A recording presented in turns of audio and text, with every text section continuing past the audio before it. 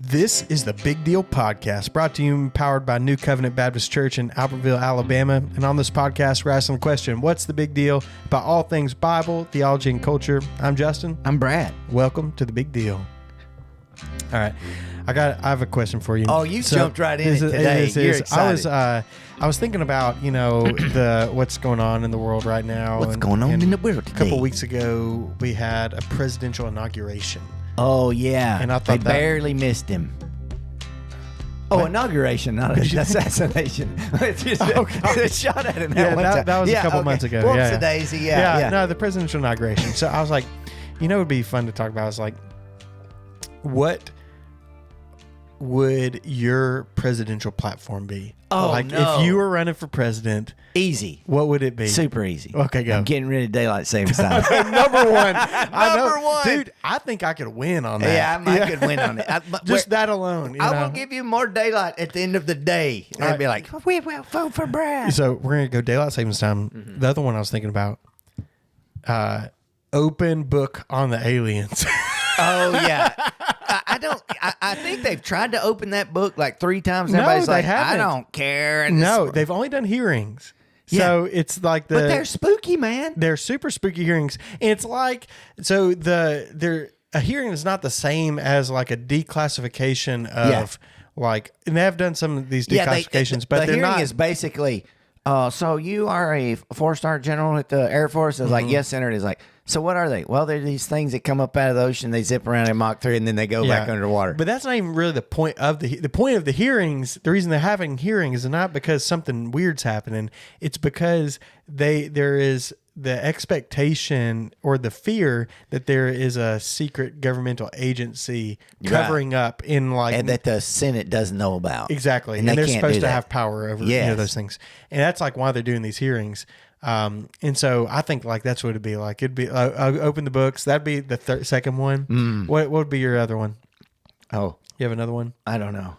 Presidential platform. I'm going to fix immigration.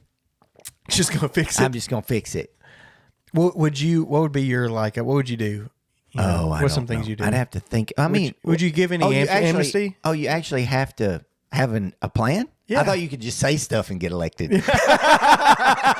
That is actually, that does work sometimes. Yeah, it's like, what's your plan? Well, we're going to fix it. We're going to get in there. Yeah. We're going to get after it. We're going to hire the best people. That's actually like a quote from this past election cycle. Yeah, we don't get it. What would I do? Yeah. I would, you have to turn the spigot off. You have to secure the border. Okay. And kink the hose. Kink the hose. Then you have to find the living snot out of anybody found employing illegal workers. Find the heck out of them. Yeah. Because as long as you can sneak over and get a job, they'll keep coming. Yeah. Because I don't blame them. Oh, yeah, okay, I'm not blaming them. It's awesome here. It's a trick, man. Yeah.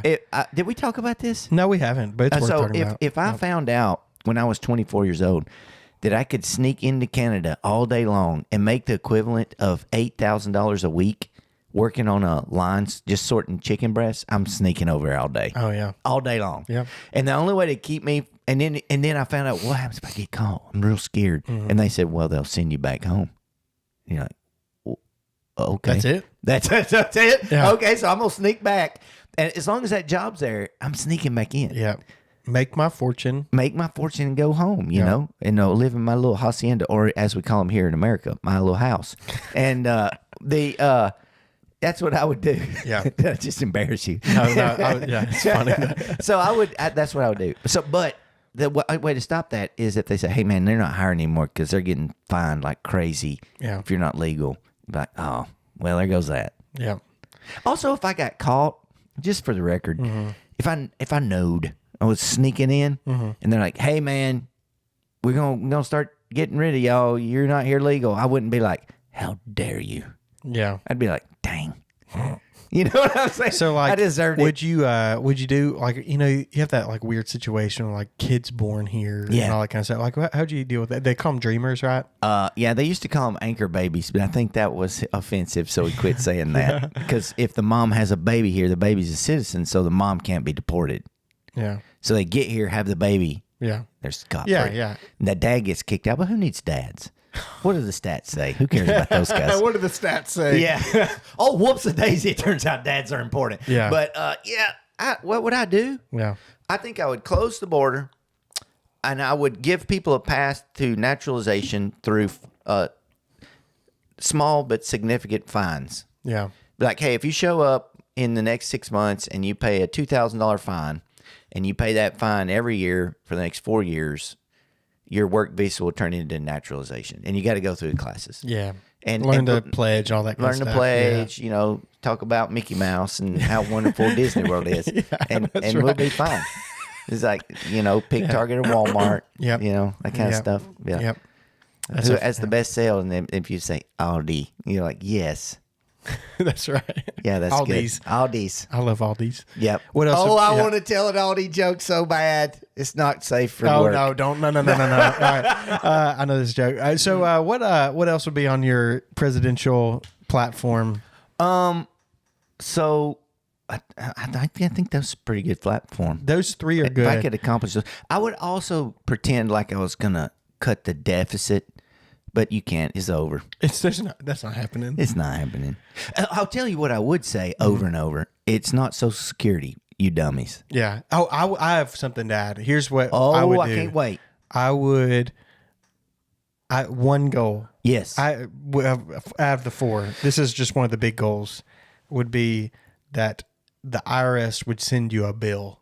Yes. You don't have to do your own taxes Yeah, anymore. the IRS would send you the bill. We're going to figure that out somehow. we're gonna figure that out. Because there's a big joke. We're gonna buy the IRS a computer. Yeah, You we're know? going to do something. Because it's like, I saw this funny skit this German did. He was doing American taxes because he was a naturalized guy. And he was like, how much do I owe? They're like, you have to figure that out. He's like, okay. So I owe this much. And they go, that's not how much you owe. He goes, so you do know how much I owe? They're like, yes, but you still have to figure it out. It's like, what are we doing here? Yeah, It makes I no just sense. looked at mine like last night, like started the process with it. Yeah. And so I was like, this is such an eye roll, man. I hate this. I hate doing it this so much. bad Yeah. that, and I have receipts and mileage and all this junk. I don't and, do that stuff. Oh, it saves me thousands. It doesn't save me anything. It saves me hundreds. Yeah, it doesn't save you thousands, but It saves me dollars. yeah, Yeah. no, like I can't itemize nothing. It doesn't get close to the standard deduction. So, because I have more simple taxes, probably. Probably. Yep. I have ridiculous taxes. You due have to so my- much money, is why. Yeah, Like, you it's- just make so much. I make so much money Like you're in various places. loaded. Loaded. I mean, that's what pastors do. Oh my gosh. It's like that's why we're in it. I mean, I used to fly. That was a joke. I used That's a joke. It's a joke, people. yeah. I was going to say I used to fly. You know, Oh, you to my did? separate To your other congregations. campuses? Yeah. I did. Yeah. But that was because I was in the National Guard in a Black Hawk unit. Yeah. They would fly me around because they had to fly anyway. And I was like, man, I am super somebody. That's so funny. Oh, I don't want to talk about Black Hawks today. Yes. That's sad. So anyway, now I'm sad. Oh. All right. Well, let's talk about Exodus or something. Yeah. So What do you think about my platforms? You vote for me? Oh yeah, in a heartbeat. Yeah. A heartbeat. I would also Bradley Williams writing campaign. John Bradley Williams. That sounds presidential. It does, doesn't it? That John sounds Bradley. presidential. I could win something. Dude, Maybe I should go for mayor. you know- I would be lousy. I would No, not you be would. a good. You would be Oh. You would be a great politician, dude. I feel like you just insulted me. No, Oh. no. It's like you do so well at that. I think everyone who knows you would agree with that. Too. Oh, but I would make so many people mad. Yeah, I get mad. that is so much better than the alternative. Oh. because the ones that we got just make everyone happy. I wouldn't. so they can make all their money. I would definitely not. I would say Yeah. this is what we're doing. And people would be like, we hate this. And I'd be like, I'm sorry. You should have voted for the other guy.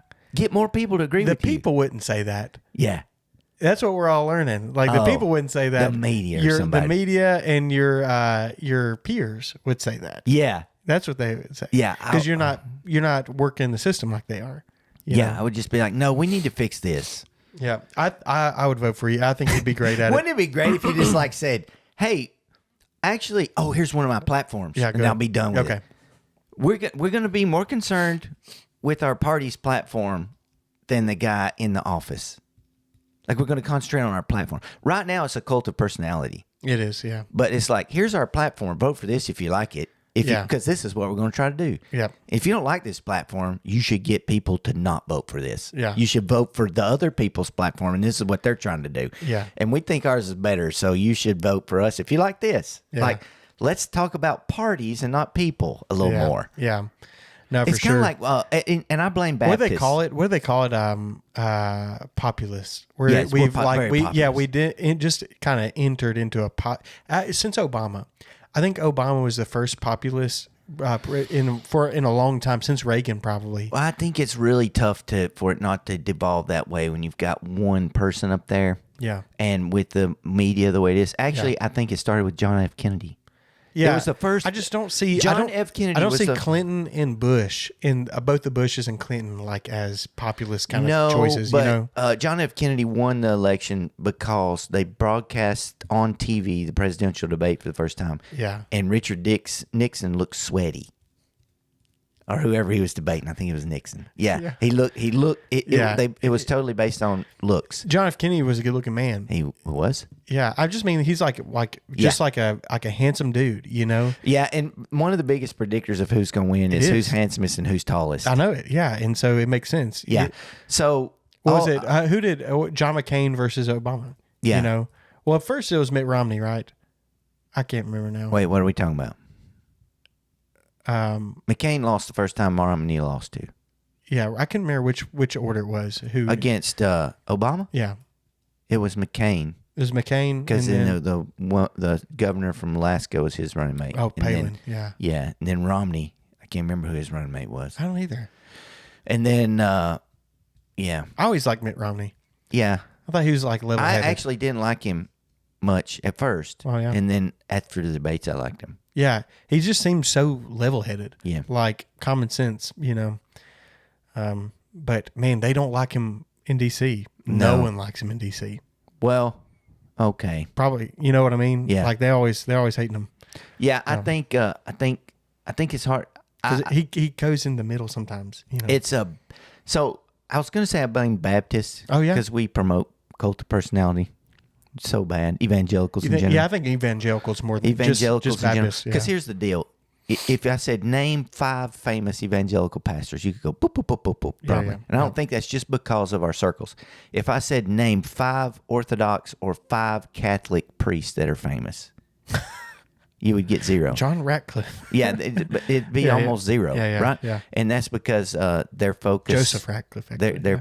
their focus is on the Eucharist, Yeah. and it's not given to cult of personality. Yeah, no, that's true.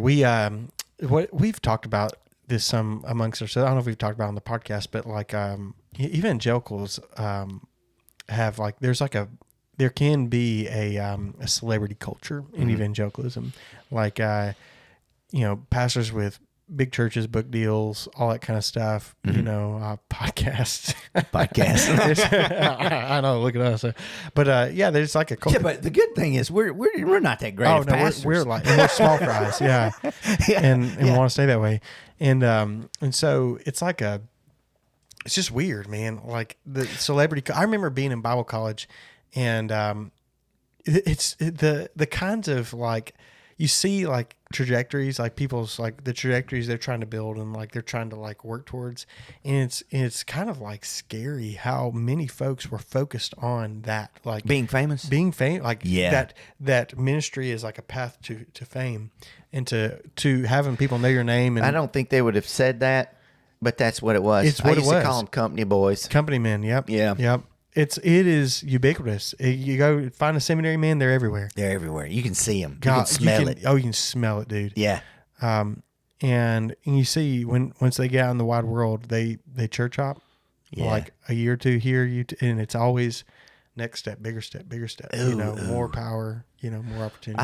I have worked very hard to start at the bottom, to go along at the bottom, and to end up at the bottom. I love that. That's Flight so of true. the Valkyries or whatever Yeah, that show was. yeah. that was a good one.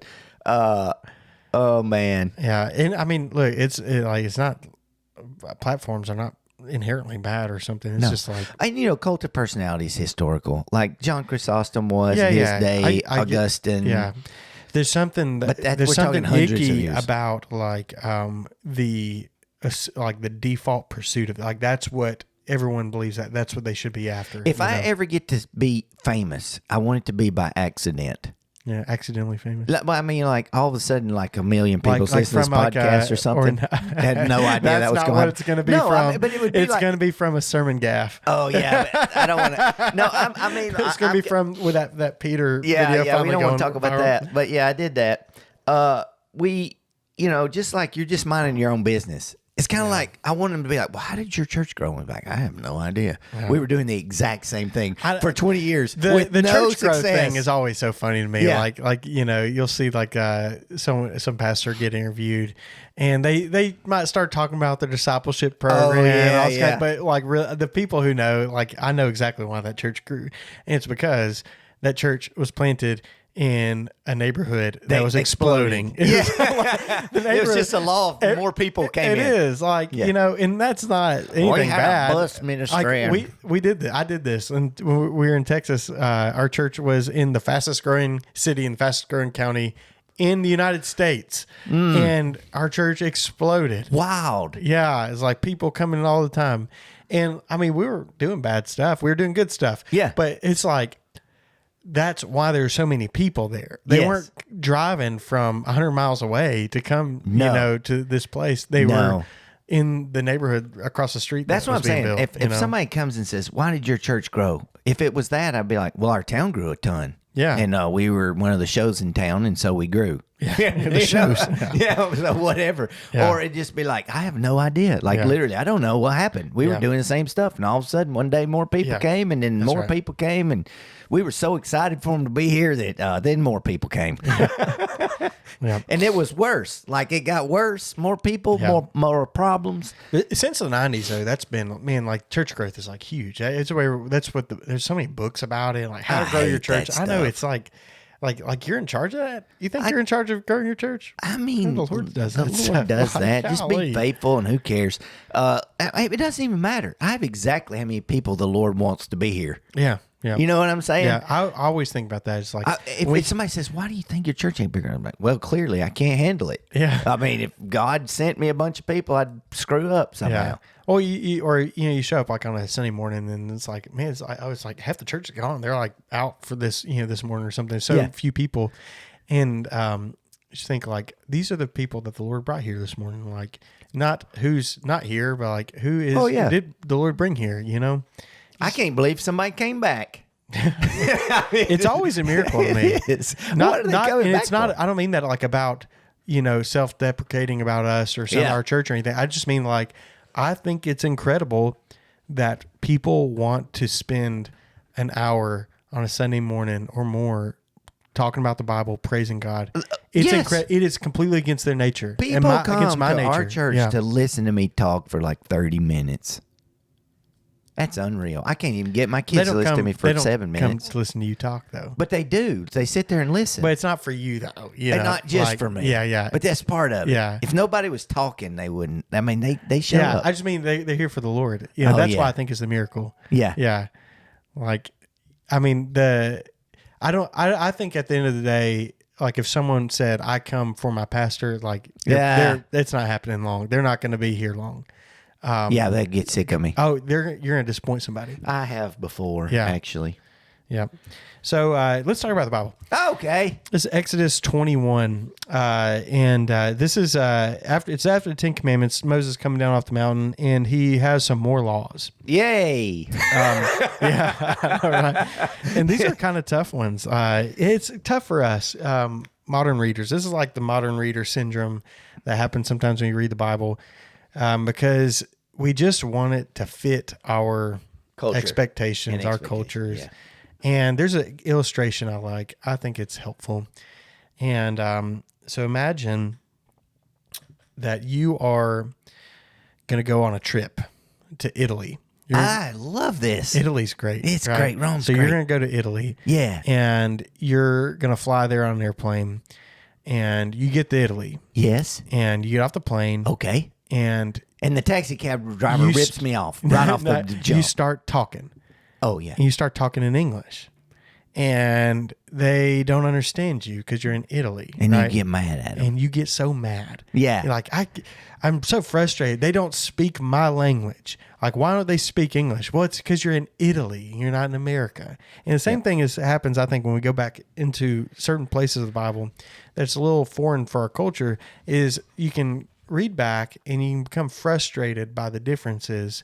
But that's like being frustrated about showing up in the middle of Italy and they don't speak English. Yeah. It's like you have to kind of... And the taxi cab driver rips you off. That really happened to me, did it? actually. Okay, Yeah, yeah. he charged this ridiculous amount. We weren't used to like euros and stuff, and the taxi cab driver told us what it cost, and we paid, and I was like, that just doesn't seem right. And then I looked it up, and I was like, this guy ripped us off. But, actually what makes me intrigued about it is how quickly moral relativists become moral objectivists over what happened in the ancient days. It's So like explain that a little bit more. Well, what I mean is, it's like, you live your truth. We shouldn't be judging other cultures for stuff they do.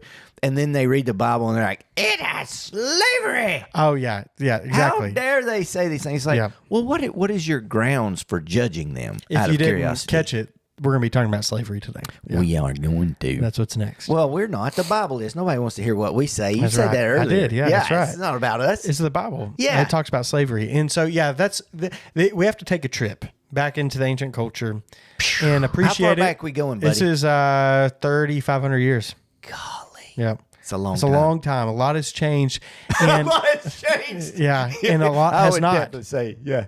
Yeah. A lot has changed, but there's Everything has changed. Absolutely nothing has changed. both of those things are true. I know. That's a Yeah. Pearl Jam lyric, actually. Is that right? Everything has changed. Absolutely nothing's changed. Yeah.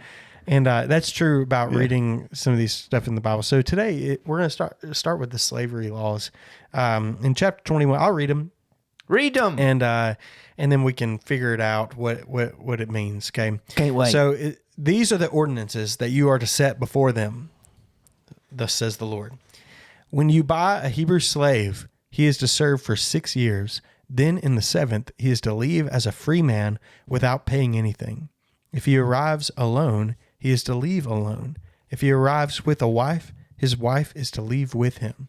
If his master gives him a wife and she bears him sons or daughters, the wife and her children belong to her master, and the man must leave alone. We'll stop right there, and we'll just hang out right there, and we'll read the rest of them. So you buy a Hebrew slave, he's to serve for 6 years, and 7th, he is to leave as a free man. I think the first thing is like, if you're a modern reader, you might just be expecting it to say, and thou shalt not have slaves. Yeah. You might be expecting that. Yeah. It doesn't say that, does it? No, it don't. It doesn't say that. But one thing we got to do, okay, is super hard to do. Mm-hmm.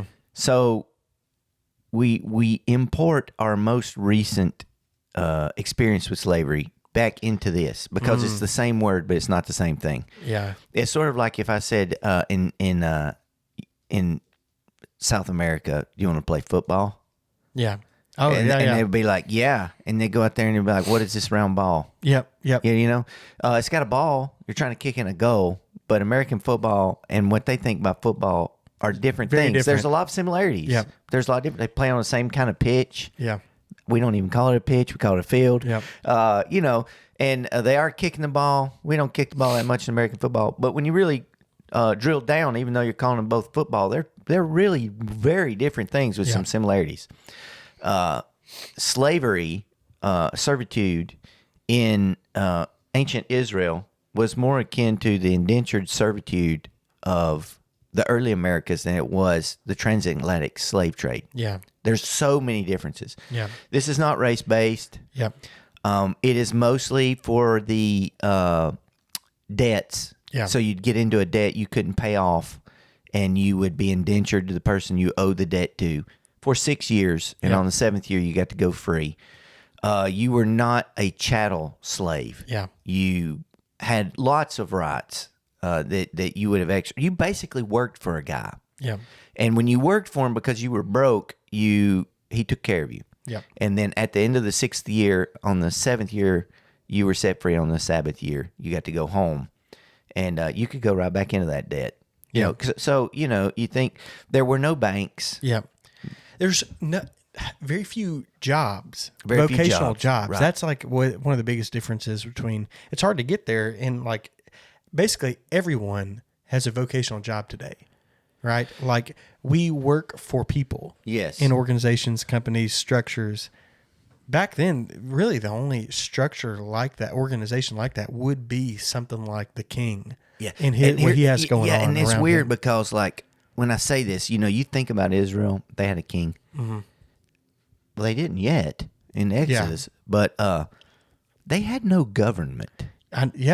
Magistrates, all that kind of stuff. Yep. Basically, the king took taxes to make war. Yeah, And, when to you enrich think himself. of like Yeah. the kind of magistrates, bureaucracy around the king that you might imagine in medieval times, right, Middle Yeah. Ages, that was almost exclusively happening in the temple. Yeah. They were the ones keeping records, money, all that kind Rural of stuff. folks had no contact with government, and so you can see that that's priestly You can duties see that in the Bible. law. It's Yeah. like, hey, if you get 3 witnesses, you can put this guy to death. Yeah. It's like, what?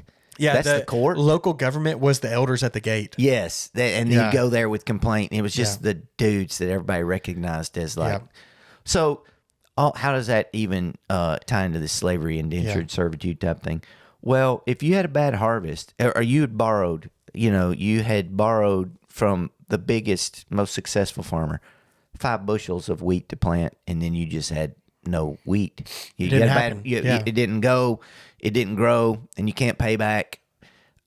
You got to work off your debt, and that's what would happen. You Yep. go into debt for stuff, and sometimes it was even better to work for these guys than it would be to starve, because there was nothing else. I mean, what else are you going to do? You Yeah. can't go get a job. No, So there was no Lowe's. Yeah.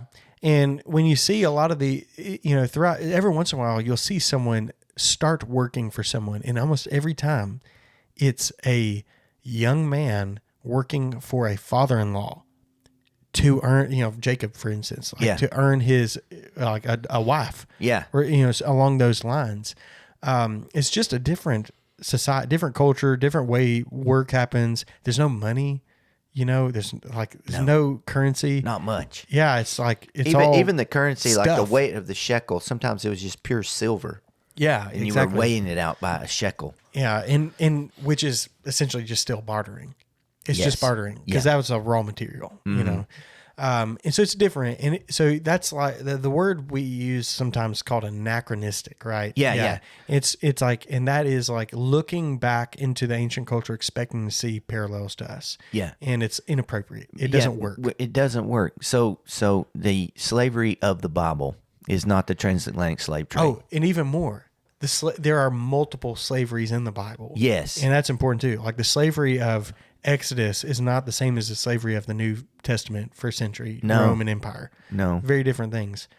The Roman Empire slavery is a little closer to the brutality of modern slavery. Not exactly, it's not the same, but it's closer to that. No, it was equal opportunity. Yeah. It was not race based. But it was also like you could get there because of debt And war. and war. A lot of Roman slavery was from like war. A lot of Jewish slavery was because of war. Yeah. But at the same I time, said Jewish. I should have said biblical. yeah, biblical. Yeah. In the Roman Empire, you could still sell yourself into slavery. Yeah. And there were some professions that were normal to do that in that you wouldn't expect it to be, like dentistry, surgeons, tutors. Oh yeah, education. And it's because they would be housing you. They would be providing all your needs and stuff. I you'd be guess living with them. one thing that some people may, I don't know who all listens to this, but like if you watch like Downton Abbey, and you see never how watched it. it's Medieval, right? Or Middle Age? What is it? No, Renaissance? no, it was around World War One. Oh, World was War it? Two, yeah. Oh, okay. And I've just the seen, way like, pictures the and way stuff, yeah. these people serve these great houses, Yeah, they yeah. considered it an honor to serve these Yeah, houses yeah, and to yeah. be their servants there. That's a little bit closer to what they were attached to wealthy people. Yeah. And they were often, sometimes it was, I got to work this debt off. And sometimes it was like, I like this guy. Yeah, I wanna and they serve. take care of me. Yeah. Like you think of like some of Abraham in like in the patriarchs.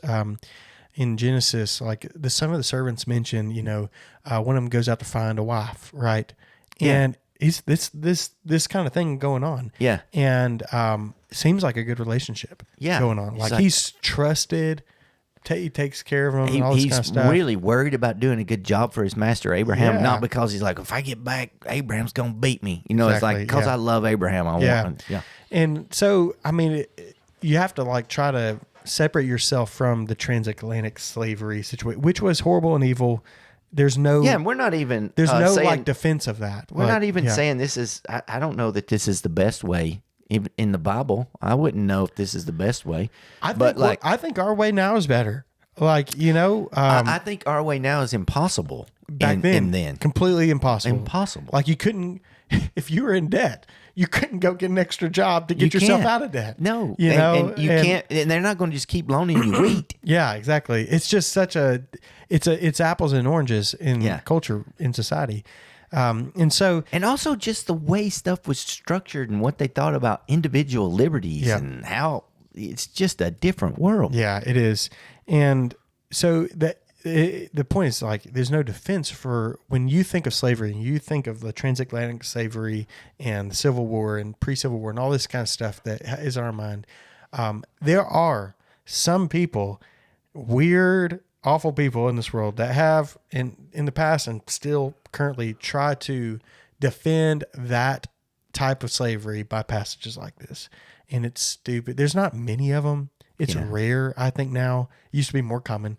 I remember I heard it growing up in the South. I heard stuff like that. The curse of Ham. We've talked about that. Oh my gosh. And I'm talking about, and it's just racism.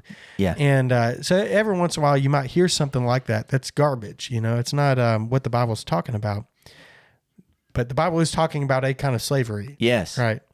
A kind of servitude. It's a kind of servitude. Yeah. Because the thing is, some translations go away from slavery because of the difference here. I think the ESV does it like says indentured servitude servitude or servant, because sometimes it's translated servant, sometimes it's translated slave. Yeah. Yeah. It's on a committee and you're trying. It's not the same thing as trying. It's like trying to translate football, and you're like, if we sell this in South America and say football, they're going to think soccer. Yeah. But we're not talking about soccer. Yeah. But it's just impossible. Yeah. It's just not not it's impossible. not to say that abuses never happened. No, they did, but there were rules. And like there are rules about it. Like which it means that they did happen. Yes. Like, and so there are also abuses though that happen like in workplaces, in marriages, and all those things. So this isn't, it's not isolated. It's not like this stuff could only happen in. Anytime there's a power disparity, you have a very good chance of some abuse. The potential is there. Yeah.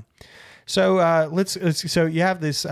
We just talked about the fact of slavery in the Bible, what that means, and you see kind of like the Mosaic slavery servitude thing going on. And you would serve for 6 years. In the seventh, you were released. You're free. For free. You didn't have to pay. No, it's over. Right. Yep. That was the debt paid off after, which is, that is distinct. That's a distinct characteristic probably also for the ancient world too. It actually got to be later a rotational calendar. It wasn't the seventh year you were a slave. It was every 7 years, all the slaves went free. Right. Yep. And the Bible said, look, if you got a guy that owns you a debt, and next year is the Jubilee year or whatever, and you cannot not honor it. Yeah. You have to let him go next year. Yeah. So your timing is everything. Yeah. So I mean, so that's good. Like this is I think an example of a grace of God. Just like it's radically different than any of the other slaveries that were around them. Yeah, because chattel slavery, while it's not, the Bible isn't describing this for the Jewish people to do, it certainly was probably happening. Well, they just left it. Yeah, they literally just left it. They literally just left actual chattel. We're going to beat you with whips, kill your children. Yes, they knew right well what real bad slavery looked like. So this is this is a grace of the Lord. Right? Yeah. This is like him, demonstrating mercy. And He's giving teaching them not to make slaves like Egypt did. Yeah, and teaching them to treat people with Dignity. Exactly, and that's what some of these laws are about. And so you start reading about slavery in the Bible, you can get caught up, you can get angry or frustrated by it. Oh, there's no jails. Yeah, there's no jail. There's no jails, dude. Yeah. And so people like did stuff. Yeah. Like they got like if there were no jails and some dude broke in a house and he's on crack and he steals your stuff and you catch him. Yeah. Under this Mosaic Law, he would have to work for you for 6 years to pay this stuff off. Yeah. So let's read them again. Okay. Let's keep on going. So if the man becomes a slave and he has a family, he gets to keep his family. Yeah. The master's not getting, the family or whatever. But if he arrives alone, he has to leave alone. Yeah. Why would that be the case? And if the master gives him a wife and children, and they have children, why do they have to stay and the man can leave alone? Okay. You want me to tell you? Yeah. I'm going to tell you.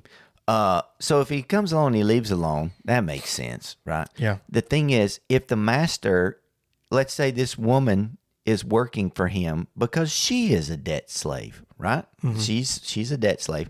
And he says, they fall in love out there picking whatever they're doing, their bushels of wheat, and they get married. Well, now then you're costing the guy money. Yeah, you're robbing him. So she's only been working 1 year. Yeah. You're going free on the 7th. Yeah. You're taking his wage out. Yeah. Right? And so it doesn't mean you can never see her again. Yeah. Right? It's like, oh man, he's got to go home and leave his wife. It doesn't mean he can't work to try to get her back or like have visits or anything like that. It's like, hey man, she's still working off her stuff maybe. Yeah. Or she came to him for a price that he had to pay. Yeah. And you can't just have his money. Yeah. Yeah. Yeah. And that's right. And it's important to like not just automatically think of the master in this situation in an evil light. Yeah. Which is hard because that's just what we're used to thinking about. Yeah. But no, this is someone who lent his stuff out. Yeah. And it wasn't paid back. He was wronged in a sense. And this guy's paying it back through servitude. And so he doesn't deserve to be robbed. No, the guy, he would lose a lot. The guy who just let you work off your debt would be giving up another debt by letting her go because she's there for a reason. Yeah. Some other debt reason. Yeah. Because she's a servant. Yeah. And so here you go. Slave. If the slave declares, I love my master. I love my master. Yeah. I love my wife and my children. I do not want to leave as a free man. Yeah. If it's in here it's saying that means it happened. Yeah. Okay. This is a realistic Then they nailed your ear to the door. His master is to bring him to the judges and then bring him to the door or doorpost. His master will pierce his ear with an awl and he will serve his master for life. So he gets an ear piercing and he's a slave for life, but he's happy. Yeah. He's a slave. He likes this guy. In is probably a good position. It's probably taken care of, family, good family, that it's kind like of stuff. Joseph with Potiphar, except for the wife, right? He's in charge of everything. I know. He had it made. Yeah. Trusted. Yeah. Powerful, So those situations happen. Verse 7, when a man sells, this is a little more difficult to explain. When a man sells his daughter, and the word in the CSB is as a concubine. Mm-hmm. Other translations might just say the word is just slave. Mm-hmm. But the idea or is servant or servant. Yeah. Hard. Either it's the same word for all these things, right? But they go in CSB concubine. What do they say in the NASB? Female slave. Female slave. She is not to leave as the male slaves do. Mm-hmm. If she is displeasing to her master, who chose her for himself, then he must let her be redeemed, which means being bought back, right? Mm-hmm. He has no right to sell her to foreigners because he has acted treacherously toward her. Mm-hmm. So there's a law for a master who's not doing the right thing, right, to keep him from doing a bad thing. Mm-hmm. Or if he chooses her for his son, he must deal with her according to the customary treatment of daughters. He has to make her a daughter-in-law, right? Mm-hmm. If he takes an additional wife besides her, right, he must not reduce the food, clothing, or marital rights of the first wife. And if he does not do these 3 things for her, she may leave free of charge without any payment. So let's just go back up to verse 7. When a man sells his daughter as a concubine or slave or something, why would that ever happen? What does that mean? Well, there is a bunch of reasons it might happen. Yeah. It could be a debt situation. It could be that the most likely reason here is this rich guy wants her for a wife. Yeah. And they're basically paying a bride price to acquire her. Yeah. Like when Abraham sent his servant and gave a bunch of gold and all this stuff to get Rebecca, right? Yeah. So this woman, and the reason it's translated here concubine, is the expectation here is that this woman's going to be to him like a wife, because he's not supposed to deprive her of conjugal rights. Yep. Or food or clothing. Yeah. The assumption is in verse 9 and 10 is that it says if he takes an additional wife beyond her. Yeah. So she's being treated like a wife. She is a wife. She's being treated as a wife and a daughter. Yeah. If it's for the son. Yeah, exactly. Yeah. So why would he do it? It's marriage. Mm-hmm. And so basically, and they practice polygamy. Yep. Yeah. They did. We'll talk about that in just a minute. Another thing, another cultural distinction, very different from us, is the opportunities afforded to a young woman in the ancient world compared to now. Yeah. And it's hard to imagine this because it's just foreign to us. But in the ancient world, your opportunities as a young woman were pretty much exclusively limited to what would happen around a marriage. Yeah. In like your stability. Well, I mean, if you really back up, your opportunities as a dude, are basically pick wheat, be a shepherd. Yeah. Maybe you could be, and being a soldier is not the same. They were all kind of having to do that. They all had to do that. Yeah. It was kind of like he would call and be like, hey, Yearly the Philistines are coming down to Hebron. We got to go down there and fight. And be like, well, I don't even have a sword. It's like, well, get your daddy's pitchfork. So when you look at verse 7, when a man sells his daughter as a concubine, she's not to leave as the male slaves do. That's not necessarily like you might think like, oh, she doesn't get to go free. That would be disaster. It would be disaster for her. Yes. Like it's like she's because she's safe not going there because like, she owed a bunch of wheat. She's going there to be this guy's wife. Yes. You're not renting her out for 6 years. That's a prostitution. And so if you're reading, exactly. If you're reading it and expecting her to go free because the guy got to go free, you're missing the fact that would be her disaster. To go free in the ancient world. Yeah. This is actually protection for her. Yes. That she doesn't have to be, she's not going to be abandoned as a used, like, prostitute. Yeah, basically is what it would be like. And if he does treat her this way, Yeah. if he starts dealing with her like she's not a wife, Yeah. it says he's wicked. Yeah. And she has to be redeemed. Yep. Yep. He can't just sell her or get rid of her or treat her like a slave. Can't give her to foreigners, can't do anything. No. She's not to be treated like a prostitute. No. And so this is protections for the girl. And later we're going to get into divorce laws, which are very close to what we're talking about here. Yeah. Yeah. So she gets to go home. And she gets a way out if all else fails. Like What's funny is if he's not sleeping with her, she gets to go home. Yeah, that's right. Yeah. Yeah, not giving her children. Yeah. And it says conjugal rights in the NSB. I think it says marital rights or something in customary treatment. I know, what does it say? Marital rights. Yeah, marital verse rights. 10, marital rights. It's it means talking about sex. Yeah, it is. So these are rules to actually protect slaves and protect these servant women or wives and things like that. You can't reduce her food or clothing. Yeah. It's acts of mercy.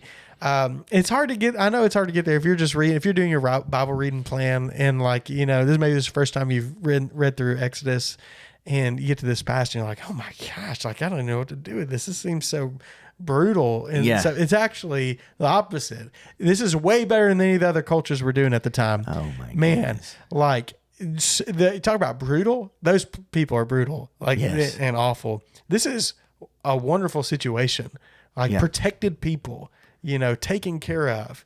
But the only reason we think it's bad is because we live in a golden age. We do live in a golden age. Man, we have protections everywhere. Your daughters can grow up and their life is in their hands. They can divorce as many dudes they want to and come home. They can go. They can get their own job. They can be completely self-supported. It's just a different world. Different. So different. So much of that again goes back to we have police. We have yeah. If your husband is abusing you, the police will come and take him to a place called jail. Yeah. And this stuff did not happen then. They didn't have jail. They didn't have police. No police. They had no phones to call anybody. Yep. It's just a walk mess. 50 miles to find the next person sometimes. Yeah, I know. It's a different world, man. So different. You could literally starve to death. Yeah. Like whole towns. So you need to see the mercy of God in these laws when you read them and appreciate that. You can appreciate its strangeness to you. What rules would you have made up, dear listener? Yeah. For a agrarian, not even medieval. We're talking about ancient world you society. Are to make a police. Yeah. And shall... And how are we going to pay them? How are you going to deal with Yeah. Who's going to be in charge of them? You're going to make a currency. Where's the money, where's the gold going to come from? Well, you got to make mines now. You got to start digging. What's a mine? They're finding gold on the ground still, man. Yeah, they were mining. They found iron on the ground. Yeah, literally. Yeah. They were mining yet. Yeah. And so it's just it's such a different world. And you have to appreciate that when you read the Bible, especially this part. Now, the first century is so different. They're doing all those things. There are city guards. There's different situations. Yeah. But the Roman Empire, the primordial in the first century, you have the primordial, very early signs. The first women who are self-sufficient.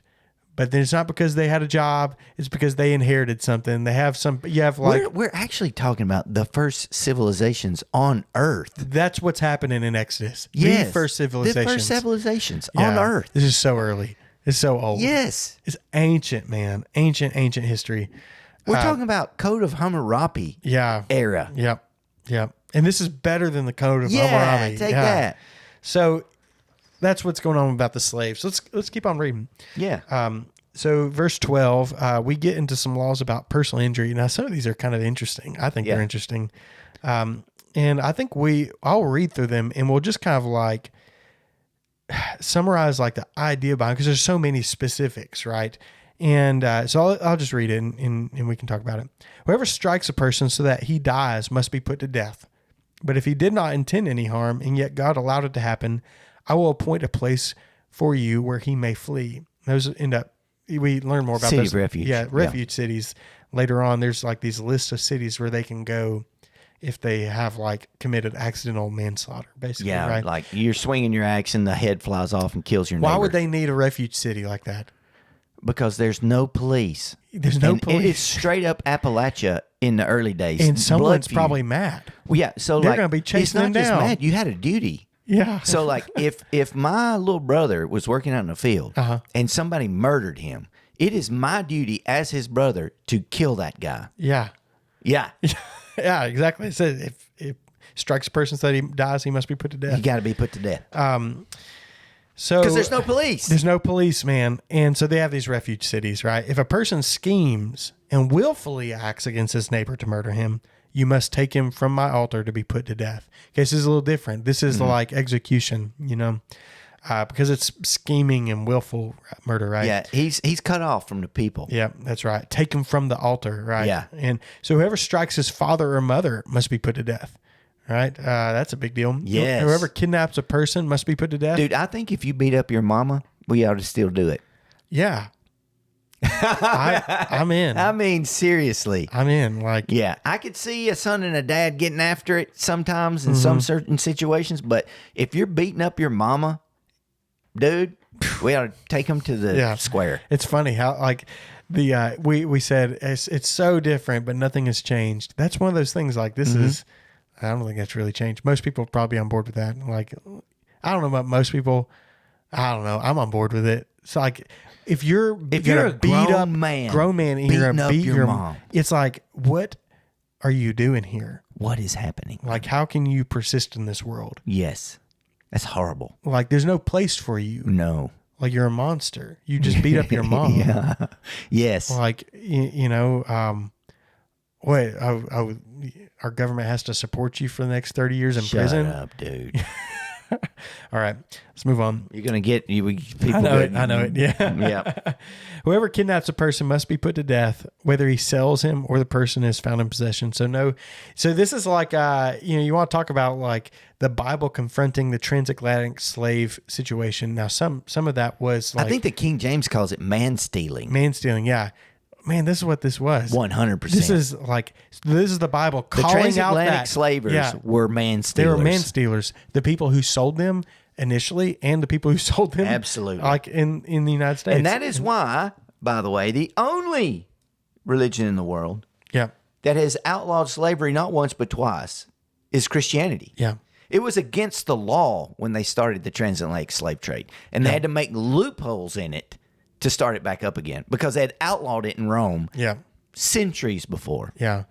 And in Christianity was responsible for outlawing it the second time. Yes. They're all Christian people. Every single one of them. Every one of them, all the abolitionists. Read Wilberforce. Yeah. All of them abolitionists. They both in England and in the United States. Yeah. So and to this day, who's fighting it? There's more slaves now than there were during the transatlantic. Yeah, that's what they say. Slave is trade. it a percentage thing or is it a number? I think thing? it's just sheer numbers. Sheer numbers. Yeah, that makes sense. There's a lot more people. There's a lot of sneaky slavery going on overseas. Yeah, and trafficking all over. Yeah, and the sex trafficking is what is like. That's what they talk about now. Is so prevalent in the United States. There's this interstate, I-20, between Dallas Airport and Atlanta Airport. And it's like supposed to be the sex trafficking hub of the United States between those airports. And there's been lots of like sting operations that open up like a semi truck full of girls that they've like stolen in their trafficking from overseas and flew them here. It's not just that. No, it's like Kidnap from here them, too. just like getting homeless people. Yeah, it's like they're international airports, and that's the idea is that they're trying to like catch these vulnerable women in these international airport situations. Steph did had to do a when she was in her master's program, they had to they were talking about this, and she had to do this project that was reading all the literature on it and everything, and it like shocked her. It was crazy stuff. I remember she was sharing it with me, and I was like, oh my gosh, this is like so right down the road. So we should shoot them. Yeah. Yeah. Yeah, they should die. And as kidnappers. the Bible says, the kidnappers. In verse 17, whoever curses his father or his mother must be put to death. Ooh. Man, it's getting broader, isn't it? Yeah. Curse. Which is to say, I wish you were dead. Mm-hmm. Or worse. Or worse, yeah. I don't know, I get it, when men quarrel and one strikes the other with a stone or his fist, and the injured man does not die but is confined to bed, if he can later get up and walk around outside leaning on a staff, then the one who struck him will be exempt from punishment. So if he gets better, he's okay. You got to pay for his loss of time, though. Nevertheless, he must pay for his lost work time. And he had to take care of him till he's healed. Provide for his complete recovery. Yeah. This shows the Good Samaritan parable, shows like how generous that guy was in this parable, because he didn't do any of the beating up, but he's the one taking care of him. That's right. Helping his complete recovery, right? When a man strikes his male or female slave with a rod and the slave dies under his abuse, the owner must be punished. However, if the slave can stand up after a day or two, the owner should not be punished because he is his owner's property. And that's interesting. Mm-hmm. So like so the Hebrew is actually, he must suffer vengeance, not just be punished. So that might be, it's like, I guess vengeance is whatever's happening to everyone else. Kinsman, redeemer kind of stuff. Yeah. He can be killed. He can be killed. Yeah. So if he dies, the owner is going to be killed. So if your brother got into debt and he went to work for a guy and the dude beat him with a stick till he died, you can go over there and take the guy out. However, if the slave can stand up after a day or two, he shouldn't be. After a day or two, he'd be all right. Why do you think that's there? He used to get better, I guess. Well, I mean, it makes me wonder, are there situations possible situations where that would be an adequate punishment? Like, what if he's stealing stuff on your property? Yeah, you know, I don't know. I don't know. I know that if in the beating, I mean, this ain't in the end of the book, right? So Yeah. there's other things like if he knocks his tooth out or he puts his eye out in this beating, the guy gets to go free. Yeah, that's right. Yeah, There's it's weird. Yeah, so and they get so specific. I right? know. And when men get in a fight and hit a pregnant woman so that her children are born prematurely, but there is no injury, the one who hit her must be fined as the woman's husband demands from him, and he must pay according to judicial assessment. Yeah. Whatever they decide, right? If you're fighting and your wife runs out there to break it up, yeah, another dude punches your wife and she goes into labor and has the babies and they're okay, yeah, you get fined. yep. Yep. If there is an injury, then you must give life for life to the baby or the mom, right? Eye for eye, tooth for tooth, hand for hand, foot for foot, burn for burn, bruise for bruise, wound for wound. Now, actually, that should be the start of a new paragraph, which is kind of interesting. Well, here's the thing, though. That's ambiguous because it says if the babies come out and they're okay, then he's got to pay a fine. But then it says if there's death, he's punished life for life, as in if he kills the children. Well, it should be a paragraph break at the beginning of 23. This is like one of those issues of like translation and stuff where they're not sure what to put this passage with. I think it actually should start a new situation because you have it's like it stops talking about the pregnant woman baby situation. It starts talking about all the other situations and about so. Well, I don't know because verse 23 says, "But if there is injury, you shall appoint life for life." It's just an injury, period. And it's going to start talking about life for life. It's got to be hooked up to the men's struggle. Look at what 26 does, though. It starts talking about eyes and teeth and all that kind of stuff. Yeah, but that's where the new paragraph starts. Well, this is, I would say, like the heading for it, right? I think 23 belongs with 22. Really? I would say it doesn't. Because it's out of nowhere if not. No, it's starting this new section. Like, because I think it's unnecessary to explain 22. Historically, they disagree with you. Well, historically, there's no paragraph breaks. Yeah, that's right. Yeah, it's just rolls, But it makes sense because it doesn't tell you then if your way is right. What happens if the children are born with injury? There's no explanation. It's just if they're not injured, he pays a fine. Well, what happens if they are injured? Then it's just silence. Yeah, I mean that's fine. I just think it's fine. It's like there we go. I don't think it's like unrelated. I just think it's like it's setting up for a new The thing. reason this is important is because this is huge in the abortion debate. Yeah. Huge because if 23 is talking about your children dying because another dude punches your wife or injured, and you pay life for life, then it's affirmation or a place of affirmation that these children's lives are equal to the dude who killed them. Yeah, I'm not like arguing about that. I'm just saying like the way the narrative works is like verse 26 starts talking about if a man strikes the eye, right? Well, you're going to lose an eye. If he knocks out a tooth, it's going to be a tooth, right? Yeah, if he knocks out a tooth of his male or female slave, I was just talking about that. Yeah, that's what I'm saying. He gets like, to go free. It goes like, it just starts describing what it just talked about. Well, it's just, and so it just kind of works into it. Moses just wrote like he was in third grade, man. He just had one long run-on sentence. But, so as long as you think. No, absolutely. Like this is the baby stuff. Yeah. Applicable? Yeah. Applicable. To the babies, I'm fine. Oh yeah, 100%. Yeah, certainly. I just mean it like it starts, describing all the things we just talked about. Now here's the what I think we can start just summarizing all the rest of them because then it just starts talking about what happens if ox, if an ox kills somebody, it has to die. Yeah, it has to die and pits and all. It's all the same stuff. It's all death for people who kill, and or animals who kill. Yeah, anything. And the whole point. That life is so important. Like human life is so important. It's the biggest thing, man. Like in the Bible, if a bear came out of the woods and ate somebody, they would go find that bear and kill it. Kill it. Got to be killed. Now, you don't have this modern day, well, you was in his territory. Yeah. That's not the Bible. The Bible says we are stewards of the whole earth, not bears. Yep. So we get to go in the woods anytime we want. Yeah. So the point I think for anyone to take from here is human life is so important. And the laws that you have here are not exclusive. There are other situations that you would be acting the same way in. It doesn't tell you every single way that you might accidentally kill someone, hurt someone. No.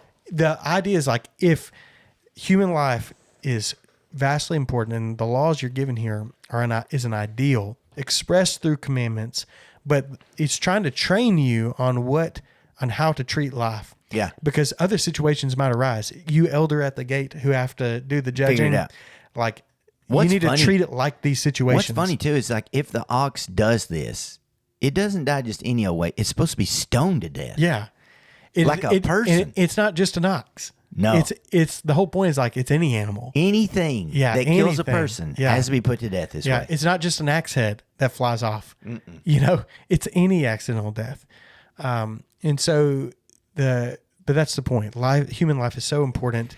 And these are examples to train people to be wise and make good judgments. Yeah, and it's also like in this, if your ox or your bull gets in a pasture and it kills your neighbor's bull, right? They get in a fight and they kill it. This is like verse 35. Yeah. Then you split both animals. Yeah. So what you do is you split the dead one and you sell the living one and y'all just split it 50-50. Don't be fighting about it. This is how it is. Yeah. Or, they probably could negotiate, be like, hey, man, it's the only bull around. I'll pay him for half of what it would go for or something. You can work out stuff. There's getting along. There's getting along. It's like laws not getting along. If they cannot get along, then they'll force it right to the letter of the law, right? And one of my Hebrew professors used to say, it seems like there's a bunch of laws, right, in the Old Testament. But you cannot run a country on the number of laws that are in this book. No, there's not enough. There's not enough. These are principles and not meant to be exhaustive. Yeah, and sometimes you might hear like someone talk about the laws of the Bible, especially like in here. There's not examples of in the narrative that comes out these things happening. Of these happening in them acting on them like this. No. And someone might look at that frustrated. They might look at that skeptically. Yeah. They say, look, this was written hundreds of years after the fact, and none of this stuff ever happened or whatnot. But actually, they just missed the whole point of why they're there.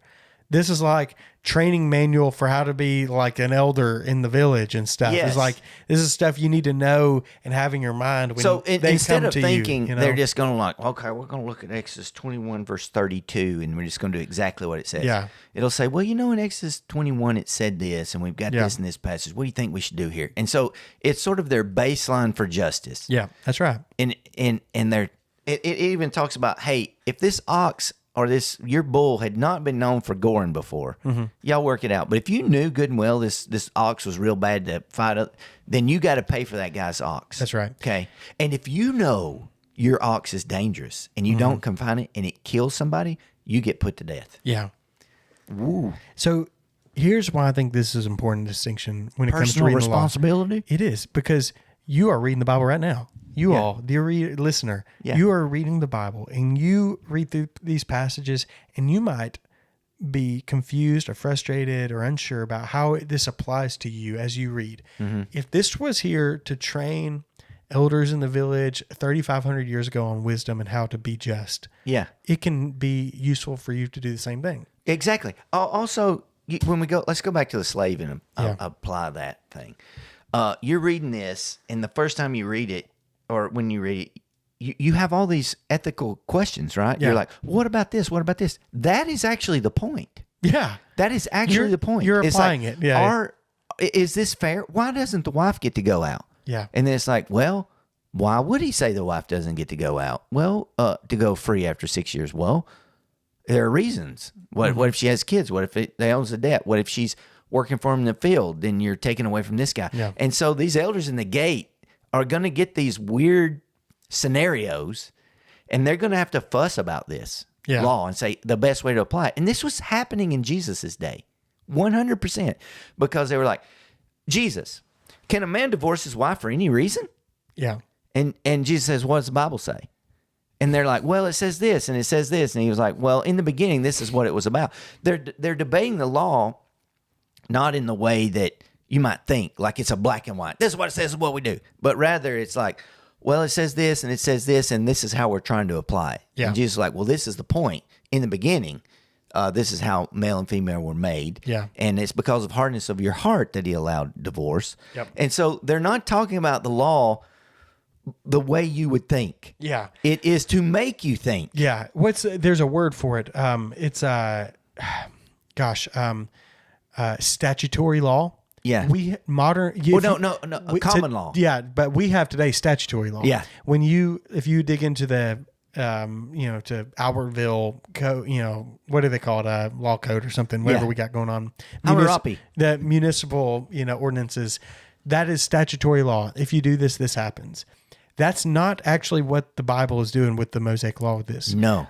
This is common law. This is like ideological stuff and wisdom.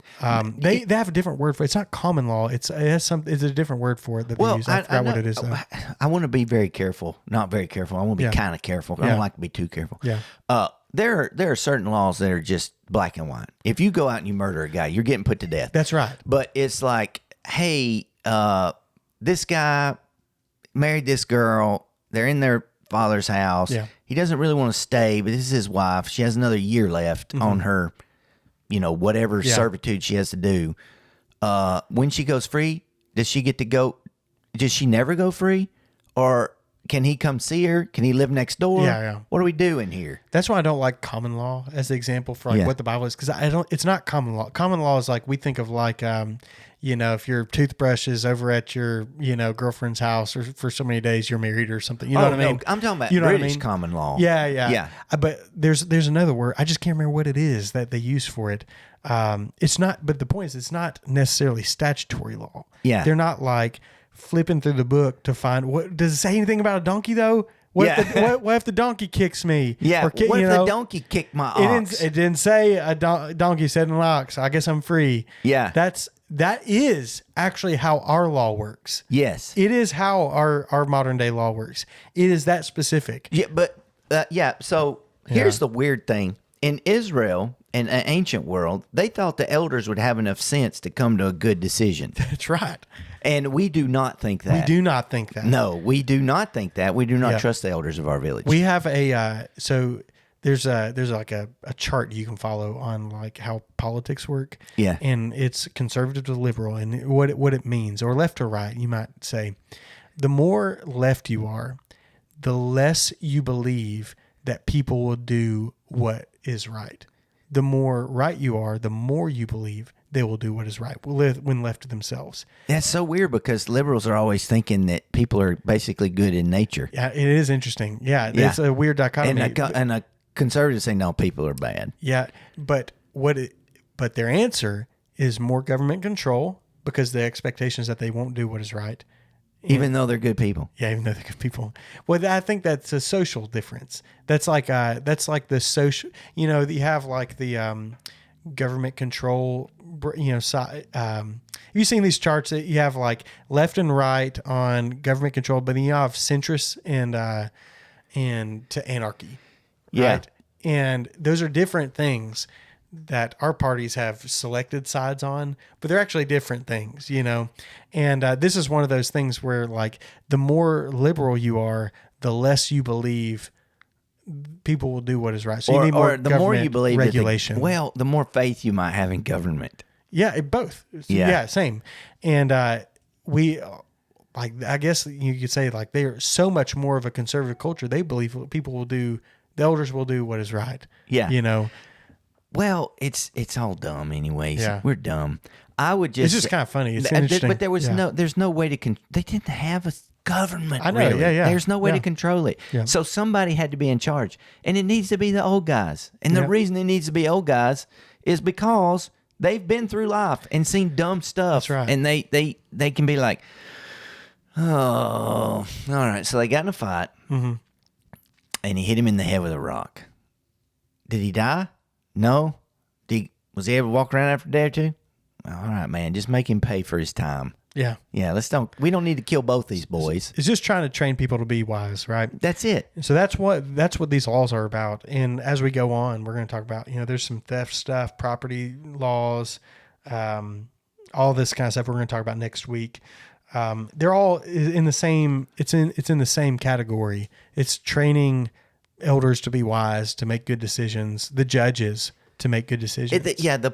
A lot of when they come into the land, the law is for wisdom. Yeah, that's what they're trying to train them in righteousness. And that's when they come into the land, who's in charge? But we don't think about law that way. It's a judge. Yeah, right. That's what the law is. The end in itself. Yeah. The Old Testament looks at the law as a training guide for elders because people had the power, not the law had power. Yeah. Right? There are some things that you just had to do. Yeah. But there are all kinds of, because even Moses, like he's judging this stuff all the time. And this is the guy that wrote the book, right? Yeah, yeah. And he was getting wore out because he didn't know what all to do. Yeah. Right? And so his father-in-law Jethro was like, you're going to wear yourself out. Yeah. You need to point people and do all this stuff. Yeah. Yeah. Wisdom is hard. Wisdom is hard, and the law doesn't cover everything. And that's the case today. So like, and America gets in weird spots for it, and we can't go back to this. They couldn't do what we do. We can't do what they did. So you say, all right, heroin is illegal. Yeah. The heroin is illegal. You can't use heroin. Okay, we got that. Heroin's illegal. And then a guy goes in his lab and he makes synthetic heroin. It's not heroin. And he calls it oxycodone. He calls it halogen or something. You know what I mean? And he sells it in a gas station. Okay, yeah. You try to arrest this guy, Uh-huh. and it's like, well, it's not heroin. It's not on the book. He actually can't be arrested. Yeah. The elders in the gate in Israel would have arrested this guy because of the letter, the purpose of the law was to keep you from making actually stuff. Could be arrested, but it's a good illustration. They cannot. If he calls it something else, even though it's heroin, it's not heroin. It's synthetic heroin. Oh. We have this exact problem. Oh, okay. People keep making synthetic marijuana, and they sell it in stores. Huh? Or you've made up a new drug. Okay. You made a new drug. That's a thing. That's a thing. You made a new drug. It's Wow. not illegal. This drug's not illegal. Yeah. How can you arrest this guy, even though people are getting high on it and wrecking cars or whatever? You can get arrested for being intoxicated. Yeah. Demonstrated you can't handle motor vehicle. But if you make a brand new drug that is technically not illegal, can you be arrested for it? So it has to be. They have to make a law about that. That's the problem. Yeah, yeah. And see, so they're having to now scramble, and they may have figured it out by now, but several years ago, they're like, especially when marijuana was still illegal, it's like, what do we do when people are making synthetic cannabis? How about that? Because it's not technically marijuana. It's not covered under the law. That's wild. Yeah. You seem to know a lot about the loopholes surrounding the drug trade. I know some. I know some judges that were. Oh, really? You think about this: no smoking in the bathrooms at school. Okay. So they're vaping. Yeah. So you get Now the you have first to time a make kid vape. vaped in there, it's like, well, this is not against the rules. You can't suspend me. It's like, okay, from now on, there's no vaping. Yeah. Well, what's the next thing?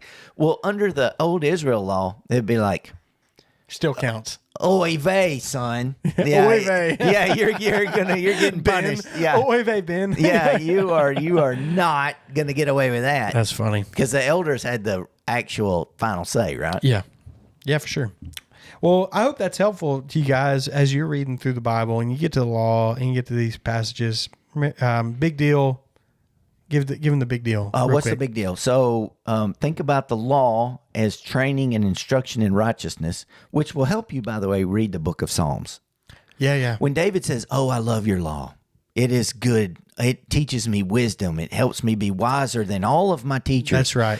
He's not talking about, I memorized what to do if an ox killed another That's ox. right. You're exactly right. Yeah. And so if people... That is such a great point. Yeah, well, thank you. That's a good so point. when you're reading David, it sometimes I think rubs people the wrong way when he's extolling the law. It's like, man, the law's kind of crappy. It says don't go faster than 55. I know it.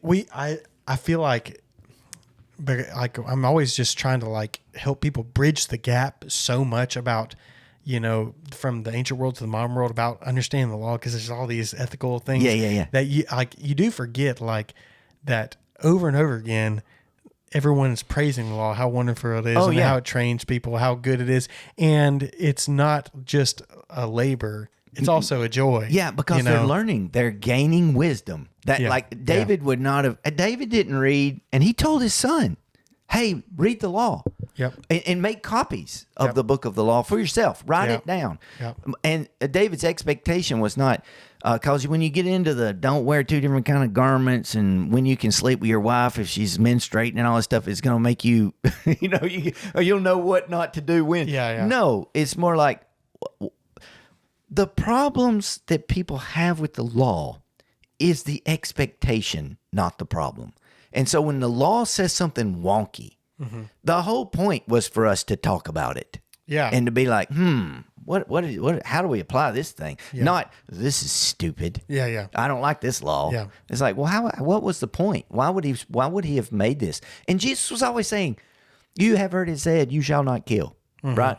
But I'm telling you, the purpose of this law, and it is, if you hate your brother, you're in danger of it. Yeah. Why? Because the law in itself was to teach you wisdom. And that's the point. That's the big deal. That's the big deal. And so when David's talking about how much Wisdom. he loved the law and how it made him wiser than all his teachers and it was great and he'd love to hide his word or your law in my heart that I might not sin against God, it's not like he was walking around going, well, the Bible says I shouldn't steal. That just tickles me to death. It's the bigger purpose is that belongs to that guy. Yep. And the reason I want it is because I'd like to have it. But that thing is making that guy happy. Yep. And if I steal it, I'll steal his joy and act like he doesn't matter and he doesn't own stuff. And nobody in the ancient world was teaching this stuff. Yeah. Hardly. That's right. Yeah. There was some wicked stuff going on. We This know this was from archaeology.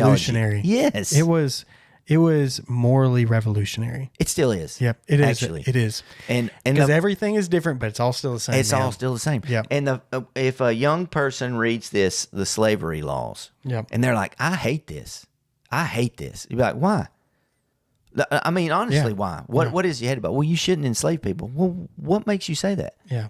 Why would you think it's horrible to have slaves? You say, well, it's denigration of the human being. You got it. You got it. You did it. That is the foundation of the law. That's what the law is about right here. That's why there are slave laws. Yeah. It's because these people are made in the image of God. Where did you get this idea that people as individuals have value? Equal value. Yeah. Where did that come from? Law. The law. That's Yeah. right. Yeah. Because not every culture believes that every person has No. equal value. No, not don't. especially in the ancient world. I mean, I don't my know about goodness. today, but like in the ancient world, like there was only one person made in the image of God. Dude, the That most was the heavily king, man. populated per square inch country, continent, subcontinent in the world still thinks that some people have more value than others. Yeah. They have a caste system Yeah, to this day. in India. Yeah, Yeah. yeah. Well, everyone, thank you for listening. I hope that was helpful. If you're reading through the law, maybe you can have a little bit more We're wisdom. gonna help you even more. We're gonna help you even more next week. Yeah. Listen to the Big Deal Podcast.